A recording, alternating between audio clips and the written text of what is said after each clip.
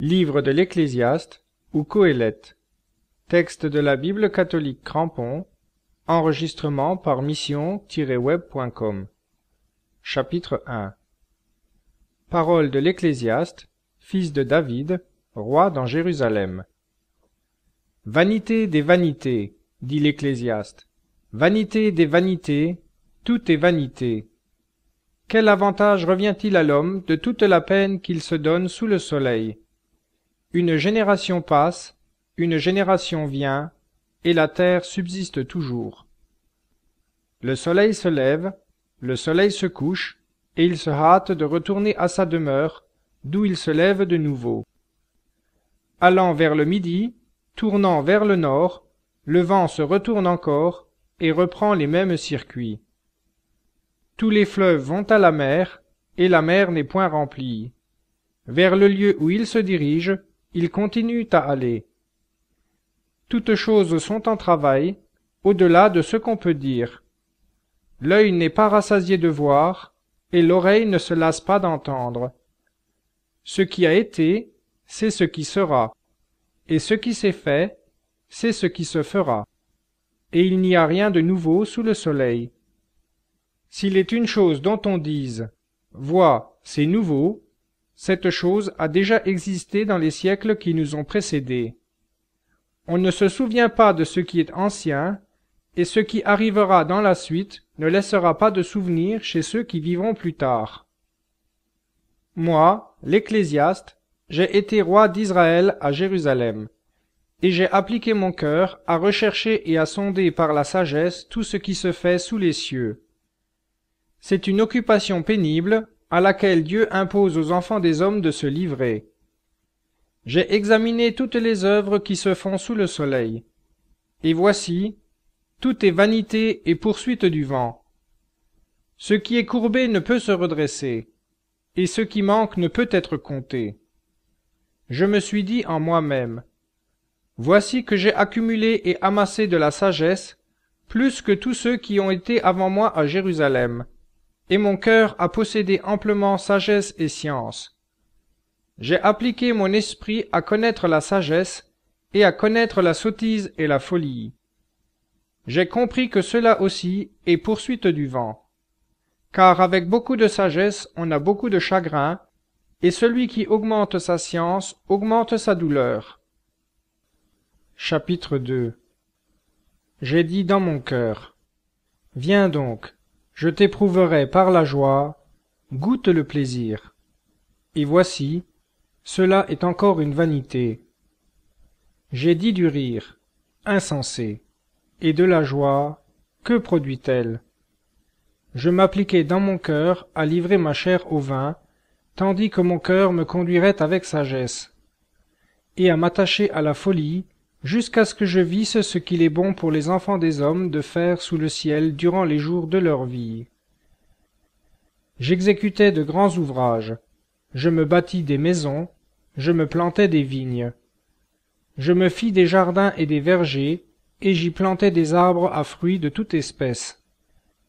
Je me fis des réservoirs d'eau pour arroser des bosquets où croissaient les arbres. J'achetais des serviteurs et des servantes, et j'eus leurs enfants nés dans la maison. J'eus aussi des troupeaux de bœufs et de brebis, plus que tous ceux qui furent avant moi dans Jérusalem. Je m'amassai aussi de l'argent et de l'or, et les richesses des rois et des provinces. Je me procurai des chanteurs et des chanteuses, et les délices des enfants des hommes, des femmes en abondance.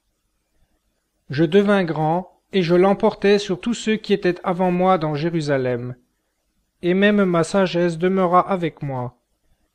Tout ce que mes yeux désiraient, je ne les en ai pas privés.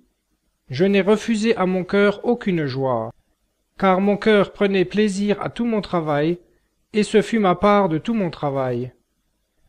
Puis j'ai considéré toutes mes œuvres que mes mains avaient faites, et le labeur que leur exécution m'avait coûté. Et voici, tout est vanité et poursuite du vent, et il n'y a aucun profit sous le soleil. Alors j'ai tourné mes regards vers la sagesse, pour la comparer avec la sottise et la folie.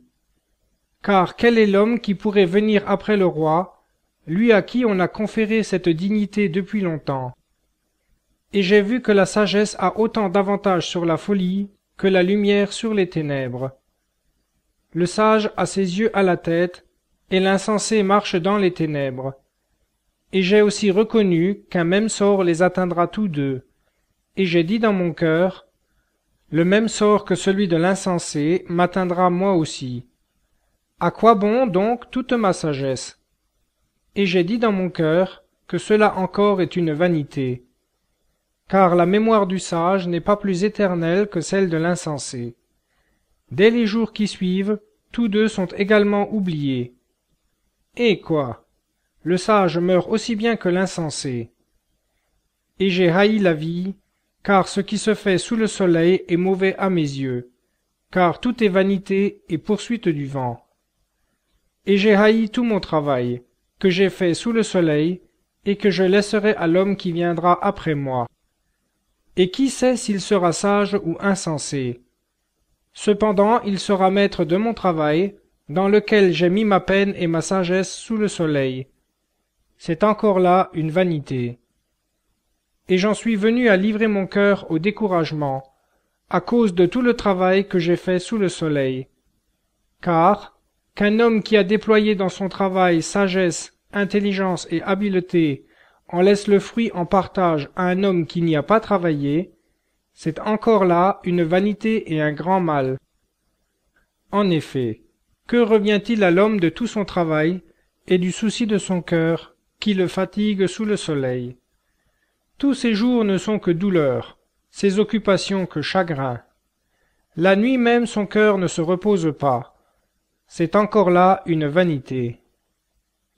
Il n'y a rien de meilleur pour l'homme que de manger et de boire, et de faire jouir son âme du bien-être au milieu de son travail. Mais j'ai vu que cela aussi vient de la main de Dieu.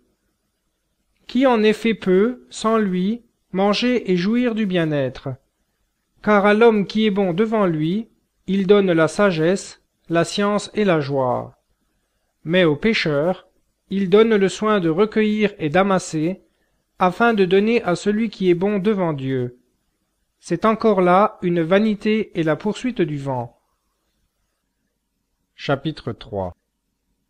Il y a un temps fixé pour tout, un temps pour toute chose sous le ciel, un temps pour naître et un temps pour mourir, un temps pour planter et un temps pour arracher ce qui a été planté, un temps pour tuer et un temps pour guérir, un temps pour abattre et un temps pour bâtir, un temps pour pleurer et un temps pour rire, un temps pour se lamenter et un temps pour danser, un temps pour jeter des pierres et un temps pour en ramasser, un temps pour embrasser et un temps pour s'abstenir d'embrassement, un temps pour chercher et un temps pour perdre, un temps pour garder et un temps pour jeter, un temps pour déchirer et un temps pour coudre, un temps pour se taire et un temps pour parler,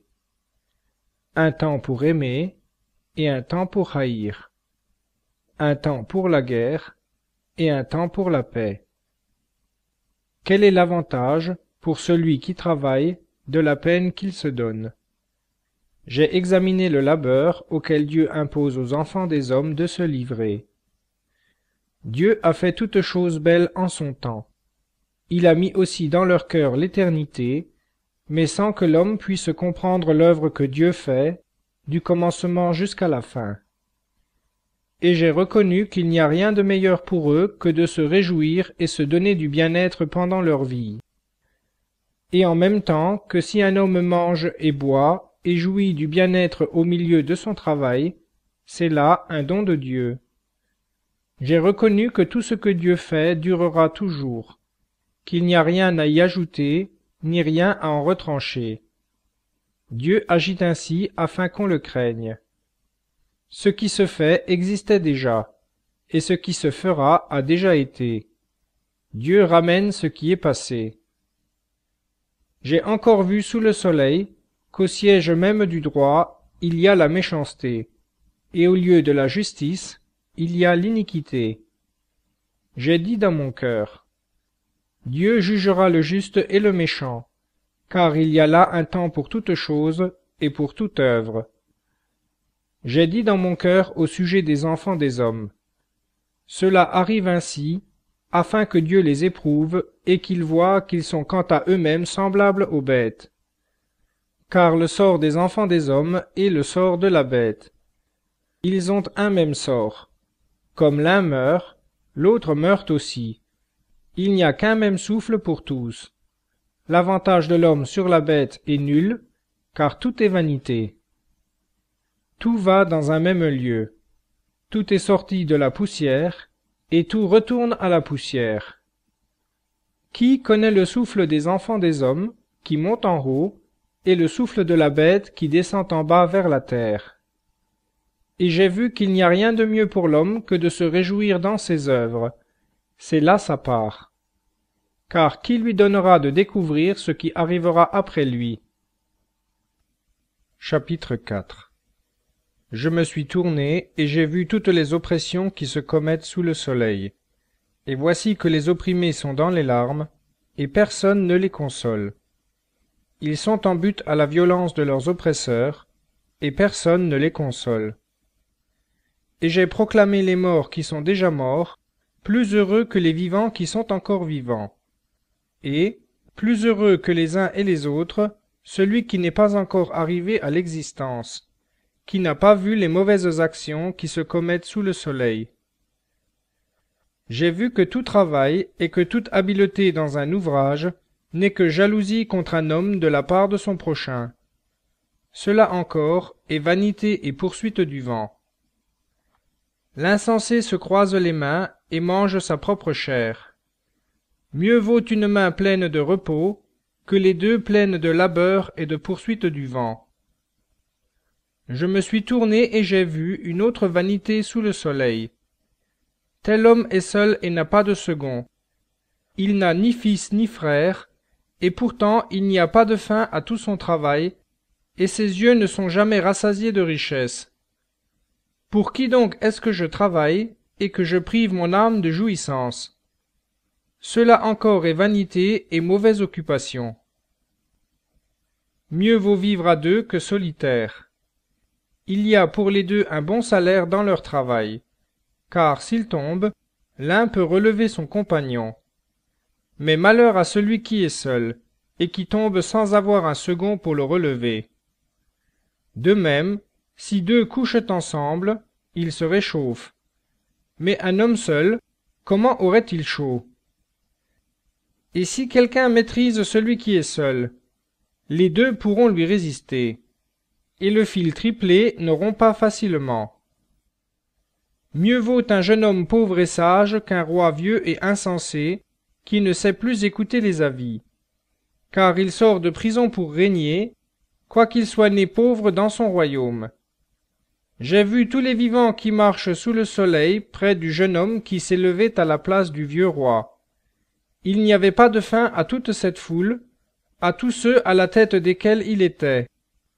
Et cependant les descendants ne se réjouiront pas à son sujet. Cela encore est vanité et poursuite du vent. Prends garde à ton pied quand tu vas à la maison de Dieu. S'approcher pour écouter vaut mieux que d'offrir des victimes à la manière des insensés, car leur ignorance les conduit à faire le mal. Chapitre 5. Ne sois pas pressé d'ouvrir la bouche, et que ton cœur ne se hâte pas d'exprimer une parole devant Dieu, car Dieu est au ciel, et toi sur la terre. Que tes paroles soient donc peu nombreuses. Car de la multitude des occupations naissent les songes, et de la multitude des paroles, des propos d'insensés.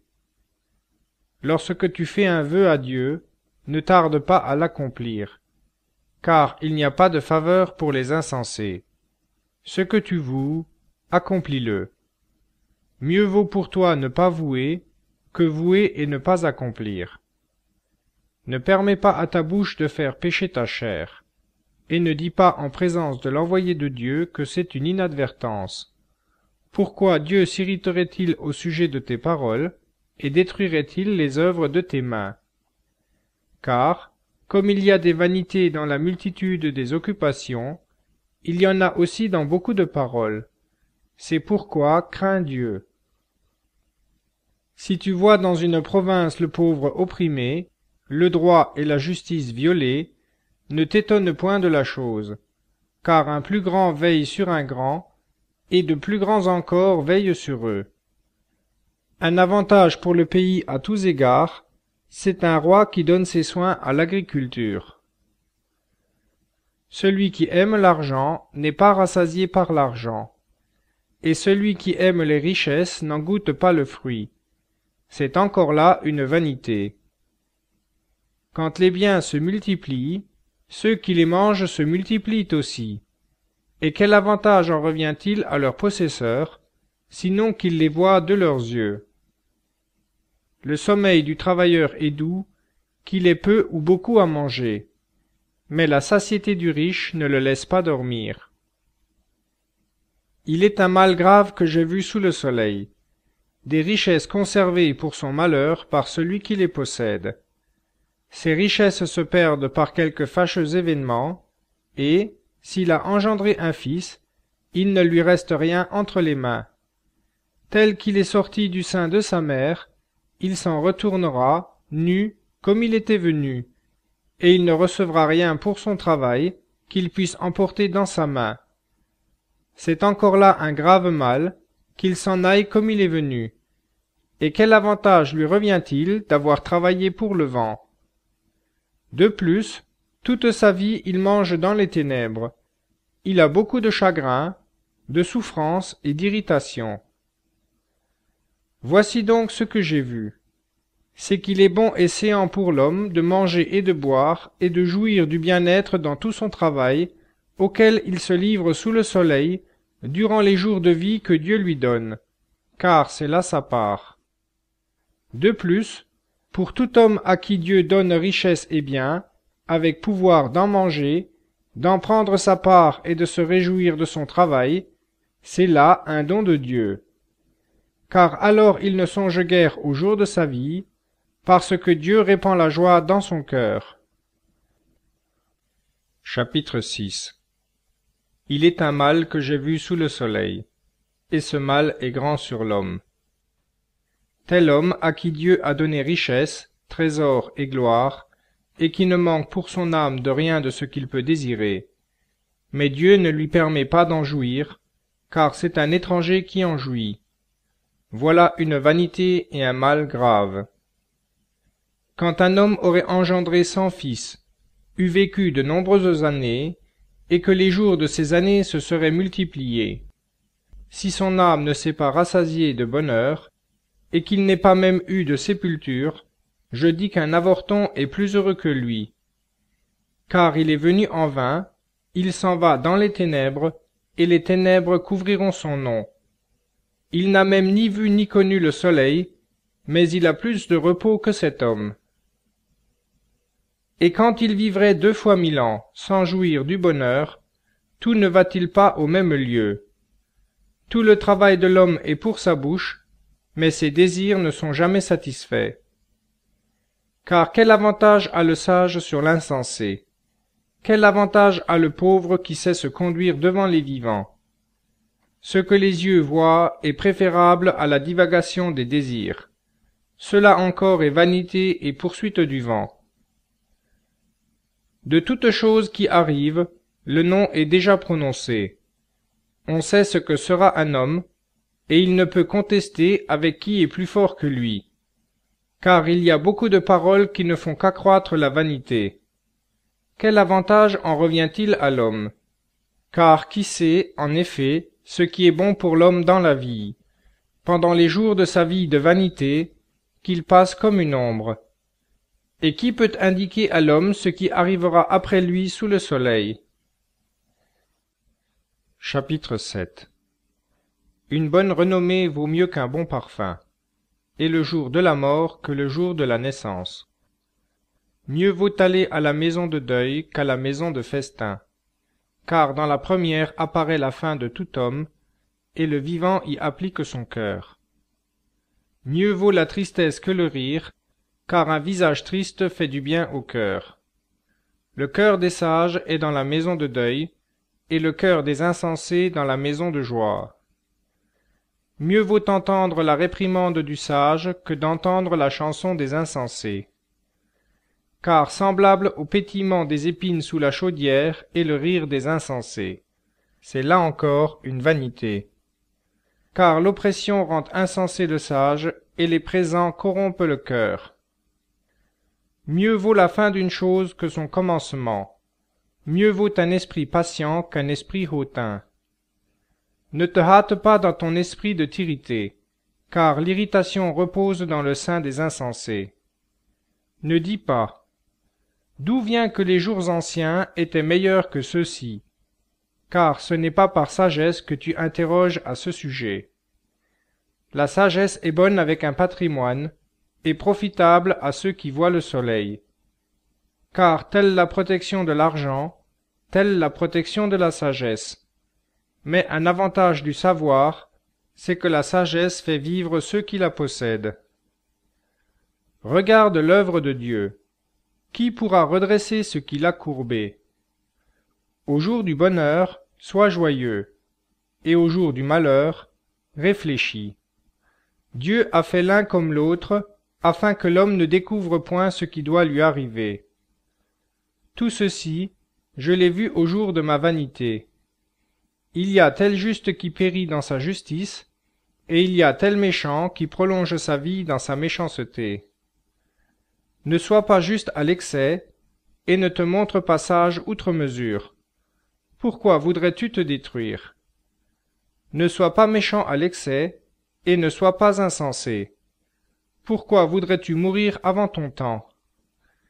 Il est bon que tu retiennes ceci, et que tu ne relâches pas ta main de cela, car celui qui craint Dieu évite tous ses excès. La sagesse donne aux sages plus de force que n'en possèdent 10 chefs qui sont dans la ville. Car il n'y a pas sur terre d'homme juste qui fasse le bien sans jamais pécher.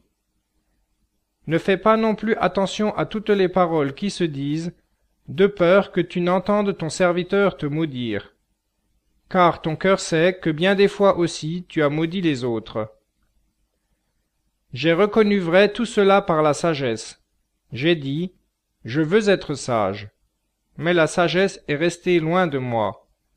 Ce qui arrive est lointain, profond, profond. Qui peut l'atteindre? Je me suis appliqué et mon cœur a cherché à connaître, à sonder et à poursuivre la sagesse et la raison des choses. Et j'ai reconnu que la méchanceté est une démence, et qu'une conduite folle est un délire. Et j'ai trouvé plus amère que la mort, la femme dont le cœur est un piège et un filet, et dont les mains sont des liens. Celui qui est agréable à Dieu lui échappe, mais le pécheur sera enlacé par elle. Vois, j'ai trouvé ceci, dit l'Ecclésiaste, en considérant les choses une à une pour en découvrir la raison, que mon âme a constamment cherché, sans que je l'aie trouvé.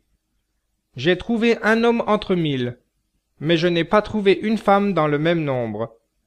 Seulement, vois, j'ai trouvé ceci, c'est que Dieu a fait l'homme droit, mais eux cherchent beaucoup de subtilité. Chapitre 8.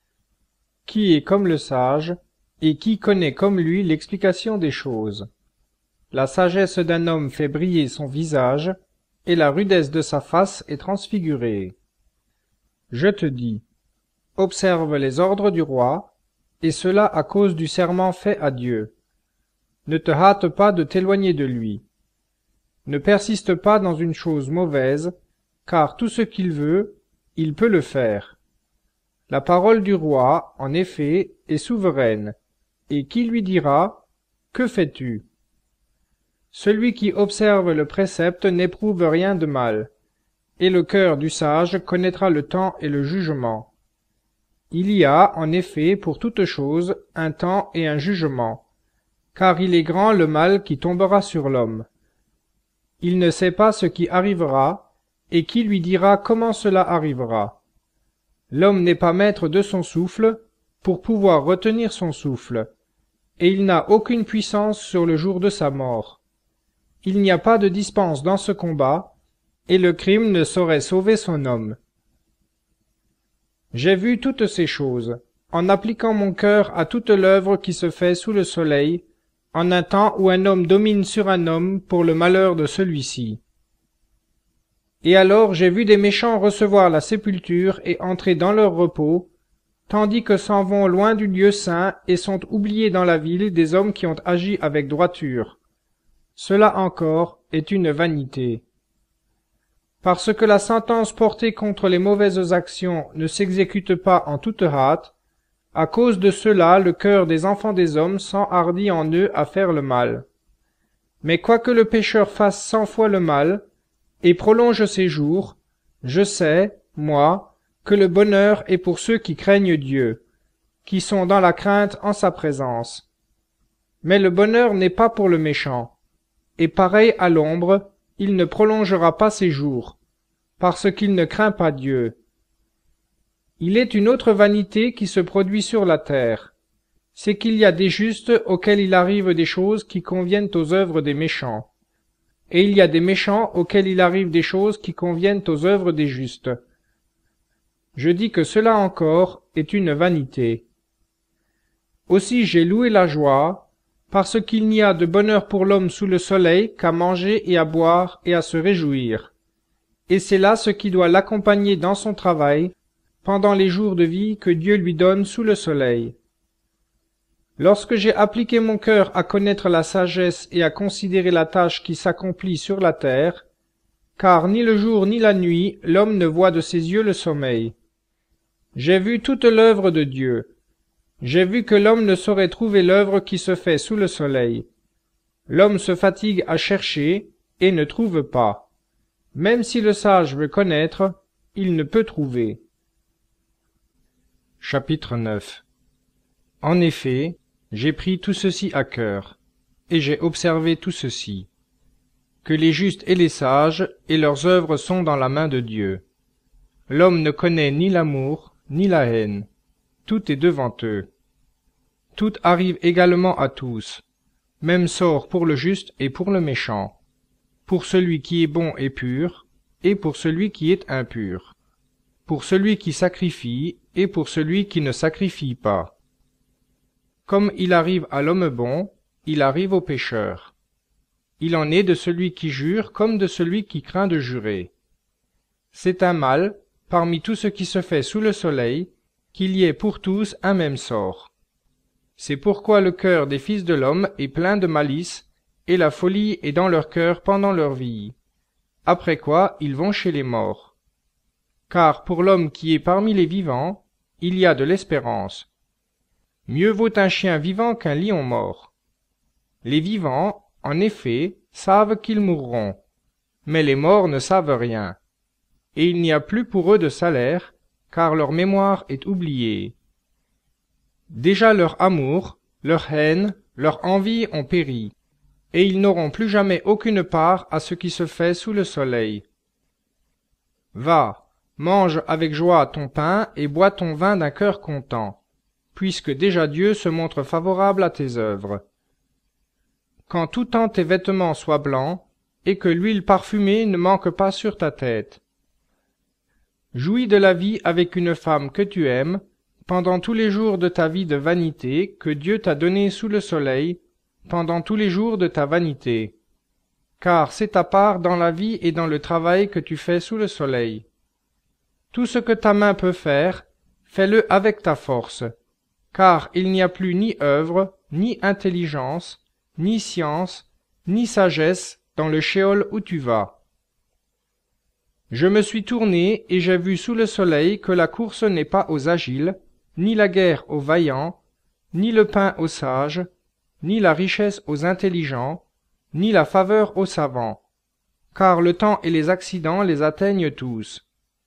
Car l'homme ne connaît même pas son heure.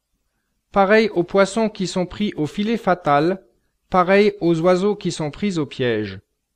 Comme eux, les enfants des hommes sont enlacés au temps du malheur, quand ils font sur eux tout à coup. J'ai encore vu sous le soleil ce trait de sagesse, et celle-ci m'a paru grande. Il y avait une petite ville avec peu d'hommes dans ses murs. Un roi puissant vint contre elle, l'investit et bâtit contre elle de hautes tours. Et il s'y trouva un homme pauvre et sage, qui sauva la ville par sa sagesse. Et personne ne s'est souvenu de cet homme pauvre. Et j'ai dit, la sagesse vaut mieux que la force, mais la sagesse du pauvre est méprisée, et ses paroles ne sont pas écoutées. Les paroles des sages prononcées avec calme sont écoutées, mieux que les cris d'un chef au milieu des insensés. La sagesse vaut mieux que des instruments de guerre, mais un seul pécheur peut détruire beaucoup de biens. Chapitre 10.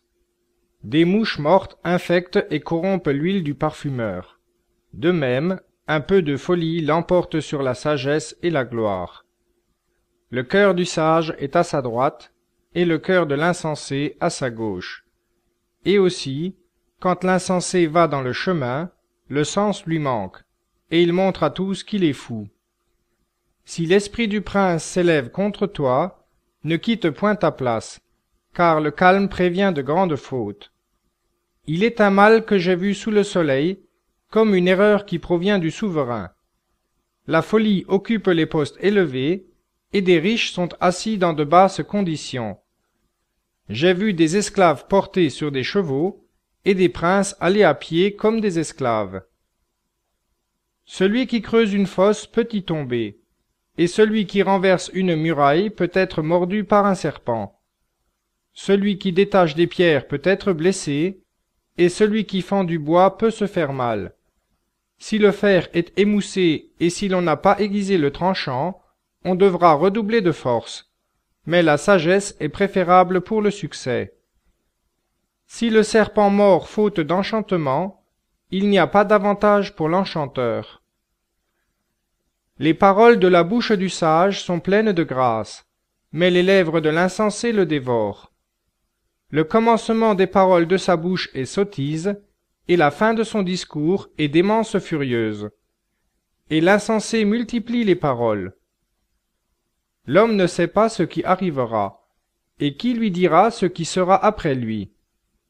Le travail de l'insensé le fatigue, lui qui ne sait pas même aller à la ville. Malheur à toi, pays dont le roi est un enfant, et dont les princes mangent dès le matin. Heureux es-tu, pays dont le roi est fils de noble, et dont les princes mangent au temps convenable, pour soutenir leur force, et non pour se livrer à la boisson. Quand les mains sont paresseuses, la charpente s'affaisse, et quand les mains sont lâches, la maison ruisselle. On fait des repas pour goûter le plaisir. Le vin rend la vie joyeuse, et l'argent répond à tout. Même dans ta pensée, ne maudis pas le roi. Même dans ta chambre à coucher, ne maudis pas le puissant. Car l'oiseau du ciel emporterait ta voix, et l'animal ailé publierait tes paroles. Chapitre 11. Jette ton pain sur la face des eaux, car après beaucoup de jours tu le retrouveras. Donne-en une part à 7, et même à 8, car tu ne sais pas quel malheur peut arriver sur la terre. Quand les nuées sont remplies de pluie, elles se vident sur la terre. Et si un arbre tombe au midi ou au nord, il reste à la place où il est tombé. Celui qui observe le vent ne sèmera point, et celui qui interroge les nuages ne moissonnera point. Comme tu ne sais pas quel est le chemin du vent et comment se forment les eaux dans le sein de la mer, ainsi tu ne connais pas l'œuvre de Dieu qui fait toutes choses. Dès le matin sème ta semence, et le soir ne laisse pas reposer ta main, car tu ne sais pas ce qui réussira, ceci ou cela, ou si l'un et l'autre ne sont pas également bons. La lumière est douce, et c'est un plaisir pour l'œil de le voir. Même si l'homme vit de nombreuses années, qu'il se réjouisse pendant toutes ces années, et qu'il pense aux jours de ténèbres, car ils seront nombreux. Tout ce qui arrive est vanité. Jeune homme, réjouis-toi dans ta jeunesse, que ton cœur te donne de la joie dans les jours de ta jeunesse. Marche dans les voies de ton cœur, et selon les regards de tes yeux. Mais sache que pour tout cela Dieu te fera venir en jugement. Bannis de ton cœur le chagrin, et éloigne le mal de ta chair. La jeunesse et l'adolescence sont vanité. Chapitre 12. Et souviens-toi de ton Créateur au jour de ta jeunesse, avant que viennent les jours mauvais et qu'approchent les années dont tu diras « Je n'y ai point de plaisir ». Avant que s'obscurcissent le soleil et la lumière, et la lune et les étoiles, et que les nuages reviennent après la pluie. Au jour où tremblent les gardiens de la maison, où se courbent les hommes forts, où celles qui moulent s'arrêtent parce que leur nombre est diminué, où s'obscurcissent celles qui regardent par les fenêtres, où les deux battants de la porte se ferment sur la rue, tandis que s'affaiblit le bruit de la meule, où l'on se lève au chant de l'oiseau, où disparaissent toutes les filles du champ, où l'on redoute les lieux élevés, où l'on a des terreurs dans le chemin, où l'amandier fleurit, où la sauterelle devient pesante, et où la câpre n'a plus d'effet. Car l'homme s'en va vers sa maison d'éternité, et les pleureurs parcourent les rues. Avant que se rompe le cordon d'argent, que se brise l'ampoule d'or, que la cruche se casse à la fontaine, que la poulie se brise et roule dans la citerne, et que la poussière retourne à la terre, selon ce qu'elle était, et que l'esprit retourne à Dieu qui l'a donné. Vanité des vanités, dit l'Ecclésiaste, tout est vanité. Outre que l'Ecclésiaste fut un sage, il a encore enseigné la science au peuple. Il a pesé et sondé, et il a disposé un grand nombre de sentences. L'Ecclésiaste s'est étudié à trouver un langage agréable, et à écrire avec exactitude des paroles de vérité. Les paroles des sages sont comme des aiguillons, et leurs recueils comme des clous plantés. Elles sont données par un seul pasteur. Et quant à plus de paroles que celles-ci, mon fils, sois averti. Multiplier les livres n'aurait pas de fin, et beaucoup d'études est une fatigue pour la chair.